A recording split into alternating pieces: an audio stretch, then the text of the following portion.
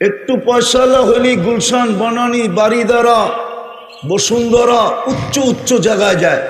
যদি জিজ্ঞাসা করি দেশের বাড়িটা তালা দেওয়া, এখানে আসলেন কেন? ছেলে পেলের পড়ালেখা আছে তো, মানুষ হইতে হবে তো। উনি ডাইরেক্ট বুঝায় না, ইনডাইরেক্ট বুঝায়, দেশের সবগুলা অমানুষ, আমারটাই মানুষ হবে। মাশাআল্লাহ, এরকম মানুষ হয়, বৃদ্ধ হইতে দেরি, বৃদ্ধাশ্রমে নিয়ে রেখা আসতে দেরি করে না। আর দেখেন ওই গাজীপুরের রিক্সাওয়ালাই বাপরে পিঠের উপরে লয়া করতেছে। কেউ যদি জিজ্ঞাসা করে বৃদ্ধাশ্রমে রেখা, দরকার হইলে বেটা কিডনি বেচমু, তারপরও বাপ কই ফেলামু।